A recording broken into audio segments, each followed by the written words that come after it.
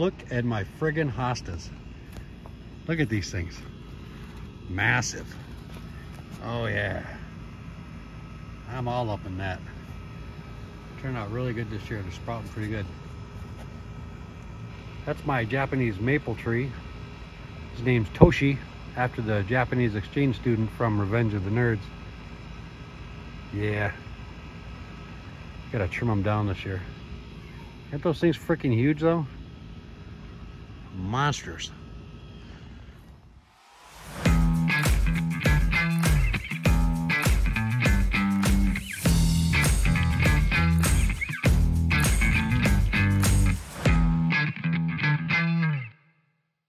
So here we are once again in my garage, and luckily I was trying to figure out what the hell to cut everything with, but luckily the jigsaw, yeah, I found the pack of extra blades.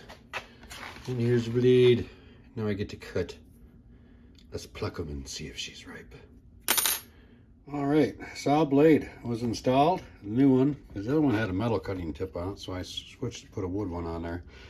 Now I'm going to start by going through the vent hole, and you see my little rig here? Well, yeah.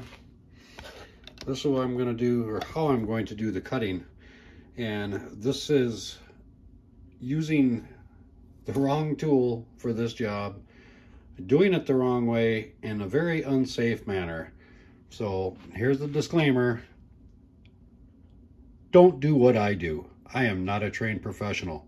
I'm a moron. Remember that. But anyways, I'm going to just show you how I'm going in through the vent, and I'm going to turn it on, spin it around. I will be wearing safety glasses. And when they're done, I'll show you the end result. Man, whoever cut that thing, good thing he's not getting paid for it. Holy sh! You know, I know a guy who works at a place in town that cuts huge logs and gets the cross section and makes beautiful tables out of them. They could have cut this a hell of a lot more precisely. Now I got to take the big sander down to it and try to spruce up those edges. Oh my God, what a hack job. Okay, when all else fails and you hire an idiot to cut your shells and they come out all cattywampus, good old belt sander helps out. So the edges are, well, smoother. Bunch of chipping along the edges, but that should be covered up by the trim I use on it. Yeah, I cleaned them up pretty good. The shell was really, it was kind of a little wavy, but like I said, the belt sander really takes the edge off it and will flatten everything out. I really didn't measure it. I just eyeballed it, but I hope I can get the dang com mount on there. We'll see. I hope this freaking thing turns out all right, because it's 9:30 at night. I stink. I'm sweaty and nasty. I mean, my body smells like my feet right now. But I ran out to the only place that had it this hour of the night, 9:30 at night, or 21:30 hours. Got the protectant, or not the protectant, it's wire protectant, wire and cable abrasion protectant, to go trim out the bottom of the drum. And I got the cheapest of the cheap gloss black spray paint. 20 bucks. Spared no expense. I just hope this crap works.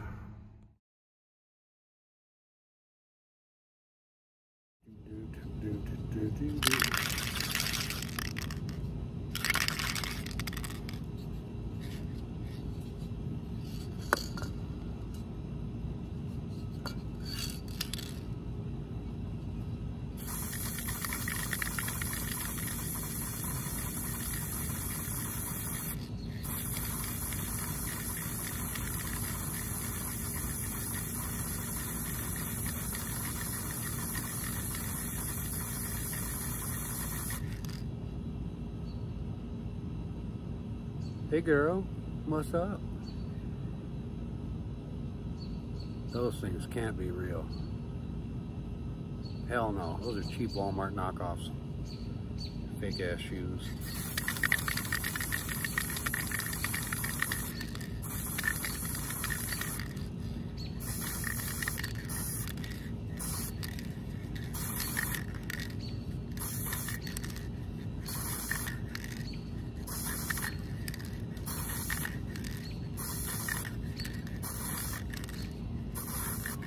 In case you're wondering why all over black, since I added the UFO drum to the Pro kit, made it a much bigger kit, why not just add more crap to it, right?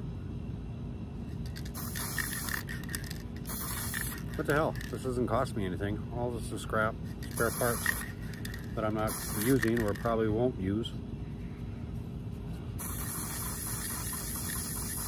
This paint dries so fast. Good thing about it, it's so dry out right now. We're probably gonna get a thunderstorm here, but right now it's like desert dry. Which is cool. Fine by me. We need the rain though again.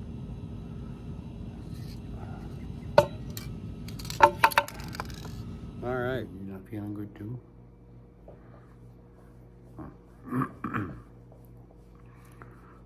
Were you too close to Bindi? Huh? Were you being too close to Bindi and you got a sicky tummy? Is that what happened? You not feeling good? Huh? Or were you just being a drama queen?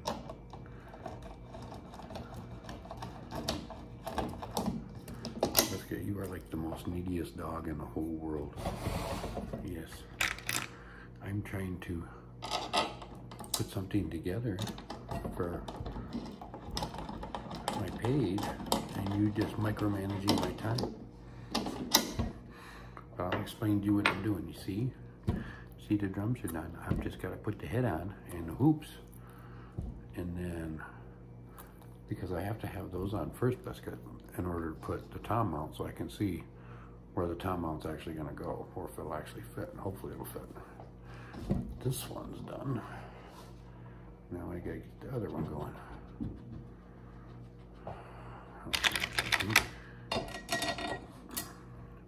See, they look nice when they're all put together and the bad spots are covered up, don't they? Yeah. Are you the one who went in the bathroom this morning and destroyed it? Pooped all over the floor? Or was that Bindi? I bet that was Bindi. Just a great day with 2 sick dogs now.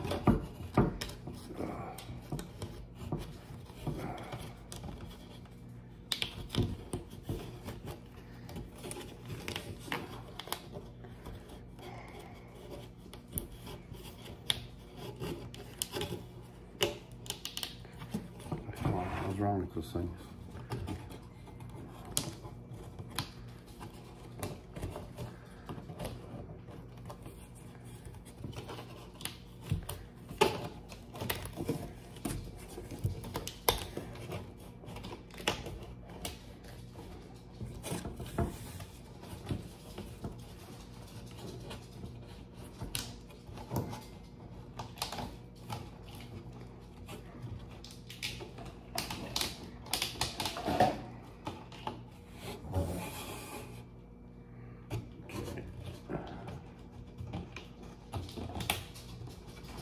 Ranger, go find something to do. Bugging the crap out of me.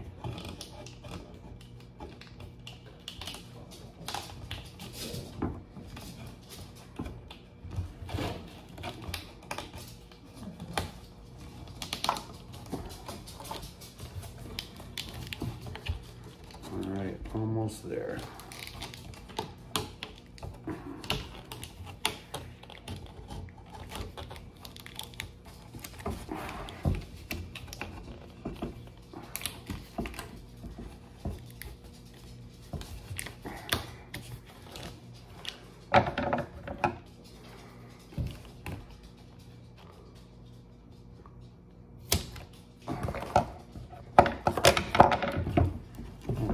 It's almost like it was hand built by experts.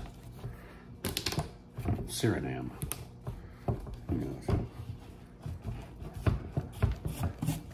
Well, that turned out, didn't turn out too bad.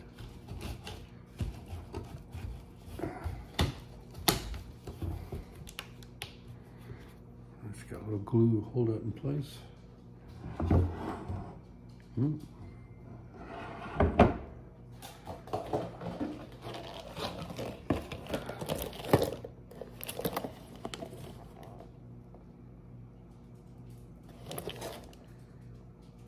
wire conduit. Wire conduit, they called this one.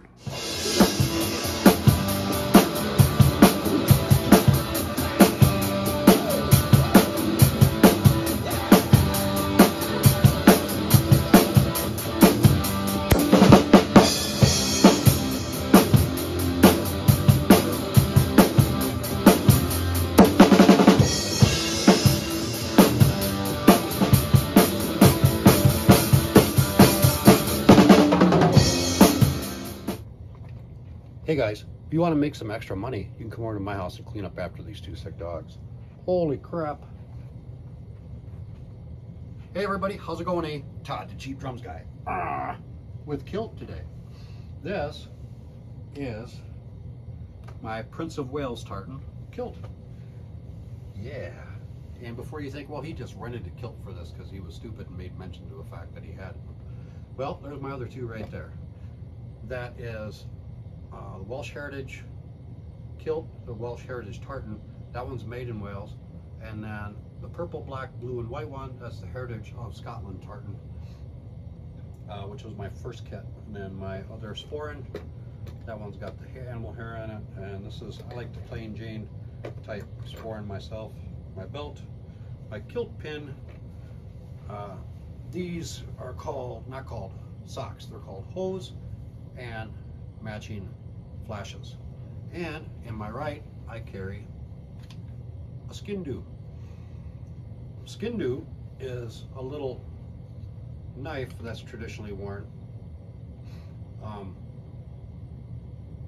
This isn't a real knife anymore. It's just kind of a, I mean, it's flattened square edges, so it's just merely for decoration, but it's, most people wear them, or wear even types of deer antler with a knife built into it, into their hose, just traditional thing.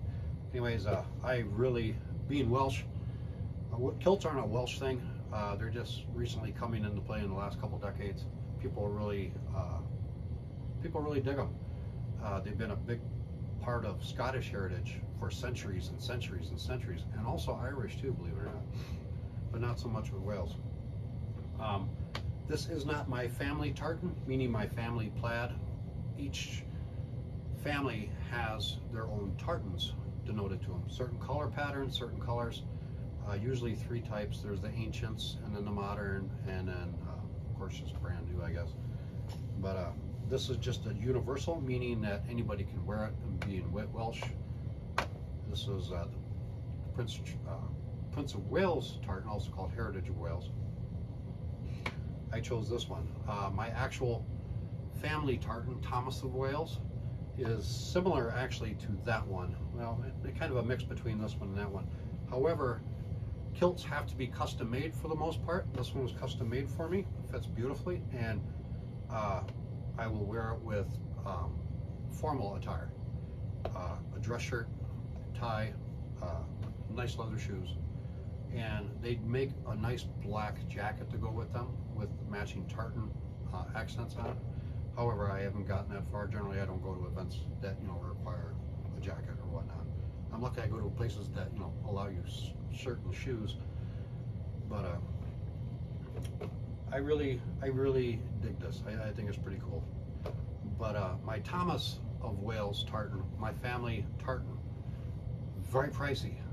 Just buying the material was like, almost $300, $250 in Wales. I had to order it from Wales, and then you have to have it crafted into a kilt, and then you have to have it shipped. But anyways, enough on the kilts. Let's talk about these schmucks here. These were two, a 12 and a 13-inch tom that I had on my scrap kit. I really don't like throwing anything drum related away, because there's always, you can always find a use for it down the road. Both the shells on these had seen better days, and so I opted just to turn them into something else. And that's the nice thing about drum shells. I mean, you can find lots of other uses for them. I have another tom. I'm currently still putting together a little tiny cocktail kit. I really haven't gotten very far on it because drum wraps are so expensive, and I don't want to blow the money on it. So I'm looking at alternative methods to finish it. So I have another tom with that, and I thought, well, why not just take that tom and make a snare out of it, a 12-inch snare, 8-inch deep, 12-inch snare. Well, another project down the road. But anyways, so you saw the beginning part of the video, cutting these down, painting them, and whatnot. Like, it turned out all right. I didn't realize this until I came down this morning to set this crap up, that there's really nowhere for them to fit. Unless I took the actual toms off the kit and mounted them right there, due to their size. So if anybody's watched any Neil Peart's videos, God rest his soul, he mounted some toms high up and back behind his hi-hat. So I thought, well, let me give her a shot. Well, they're there.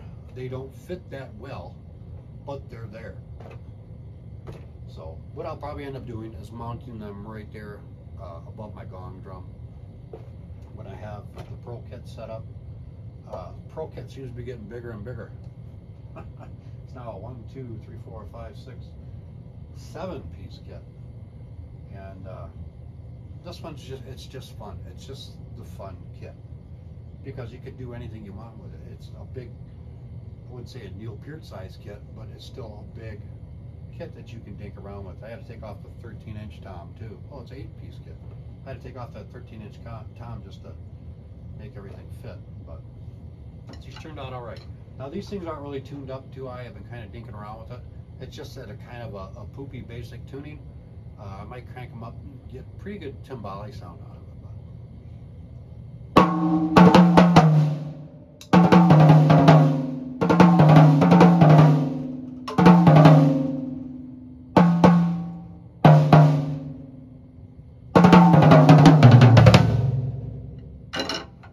But for being pretty much free, except spending a little bit of money buying the wire conduit, the protective stuff to go along the bottom, which dresses it up quite a bit.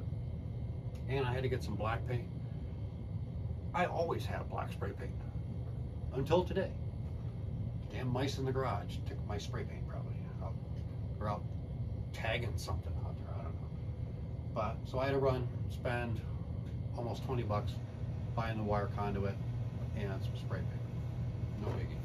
But I have a nice little addition to my kit, and I can play, well, it's nice that I can adjust things around and add more stuff or take away. It's just a nice little, it was a fun little project too, and it turned out pretty good. But don't be afraid to do things like this on your own. Don't be afraid to do it at all. The hardest step is that first step. You'll find a way. You don't have the tools to cut a shell, find somebody. I'm sure you have some friends that can do it for you. Or it probably won't cost very much to take it somewhere and have it done for you. A lot of lumber yards have saws. Granted, cutting drum shells, they're not really used to, but if you kind of coach them along and they do it safely with OSHA standards in place, everybody will make it home at the end of the day. And then it's just using up whatever else you have at home. Like I said, don't throw anything away. But anyways, the project turned out pretty good. I'm happy with it. I'm tired, and I've got to go up and clean up after some dogs, because I'm sure he's made a mess since I've been down here. Poor little fella. Some kind of stomach bug going around. The vet has been saying they've been getting a lot of dogs in lately with a real nasty tummy bug. And first they start throwing up, and then it's the runs, and it's just like a sick goose all day long. And he won't eat his medicinal food, so I got to figure out what to do about that. But anyways, I'm gonna get on out of here. You people have a great day. I'm Todd, the Cheap Drums guy, and you're happy you're not, I'm sure. Peace. Have a great week, people.